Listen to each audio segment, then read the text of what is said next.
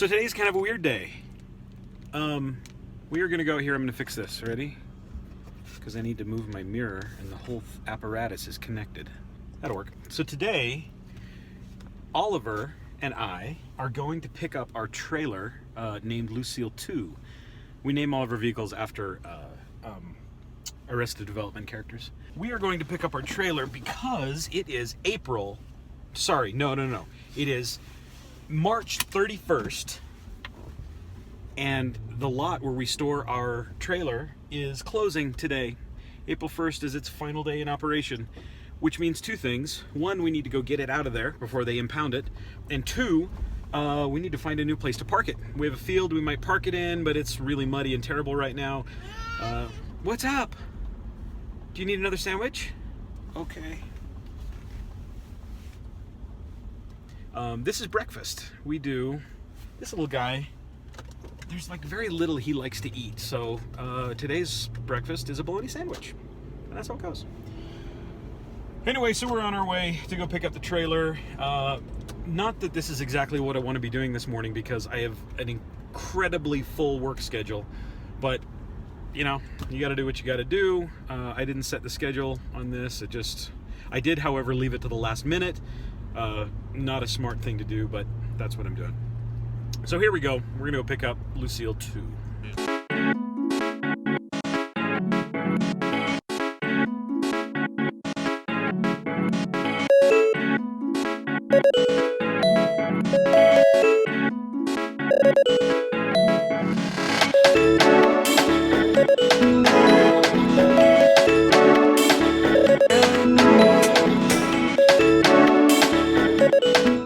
Okay, Smalza, we're here. Are you ready?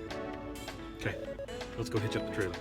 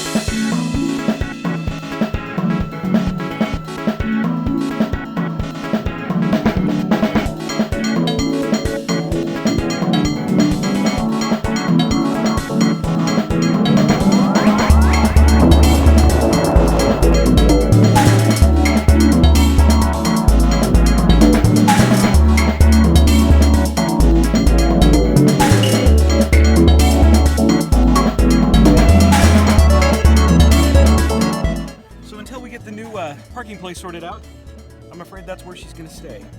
Right? Did you have a good time? Yeah, not really. Okay.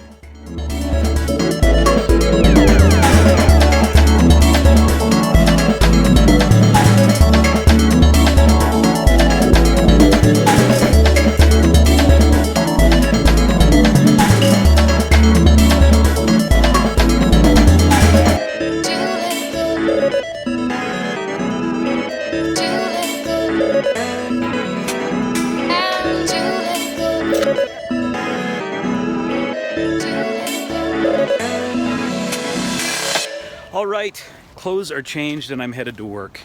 After a mild breakdown, we've been having a lot of separation anxiety from our middle boy. He's having a hard time lately with any time Janie and I need to go pretty much anywhere. So we have to spend a little bit of time with him and make sure he's cool. It's hard. Separation anxiety is hard, and it's something our oldest didn't have really much at all. So we're kind of having a hard time with what to do with him or how to help him. We're trying a bunch of different stuff. Anyway, so that delayed me a little bit more, spending some time making sure that he's feeling okay. with me leaving. The trailer is home, and now I'm headed to work, and it is, oh my goodness, it is 10 a.m. That's a little crazy. All right, more to come.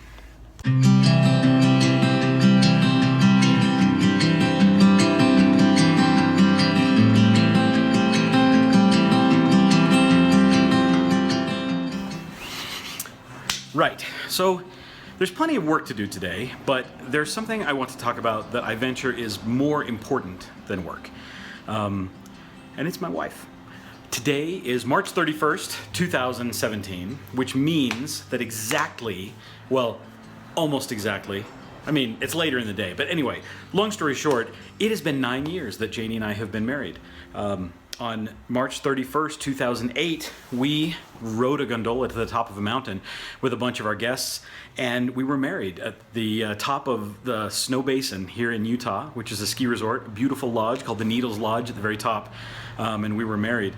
It was a wonderful and surreal experience, and it's so amazing to look back on it now and think that it really seems like a few weeks ago, but it's been 9 years. And even before that, Janie and I dated for like 5 years. So realistically, what we're celebrating today is almost 14 years of Janie and I being with each other pretty much every day, which is kind of an amazing thing. And it's been an amazing life we've had so far. And so I would feel terrible if I let today pass without commemorating in some way.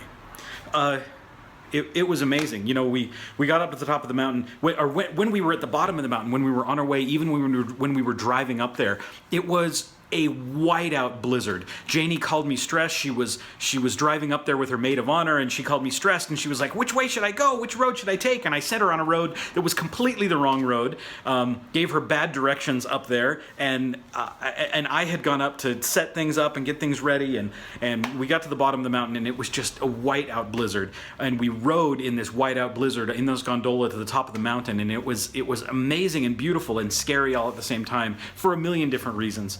And it's an experience I'll never forget. We got to the point where everybody was sitting down and lining up, and I was up standing by the judge, who turned out to be a really funny guy, and I was standing next to my best man Cody, and we were ready. Everything was ready.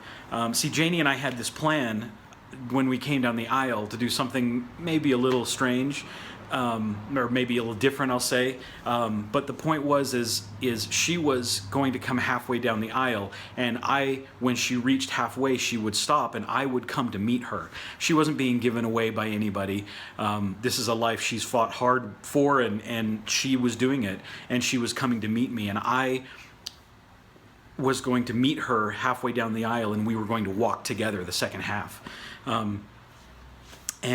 The music started, which was Blackbird, and the music started, and she started walking down the aisle, and I saw her come around the corner and come down the aisle, and everything in my life drifted away, everything but her. And it was this moment where I had nothing. I had no memories. I had no anything except for this moment right here.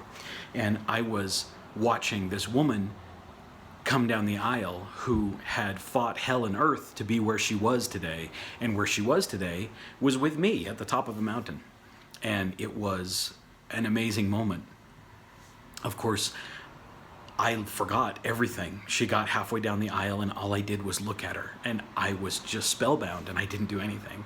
And she did what she does, and she figured out what to do next. And so she came all the way down the aisle to meet me at the other end. Me none the wiser that I had completely messed up our plan, and she carried it on and through, and we met at the end of the aisle, and the rest is kind of history. It was an amazing day. We shared a party at the top of the mountain with a lot of people that she didn't know, because we did our wedding in Utah, and her family was in other places, and her friends were in other places. We had a few standout friends who came to travel up here and be with us on that day, and it was wonderful. It was a great day.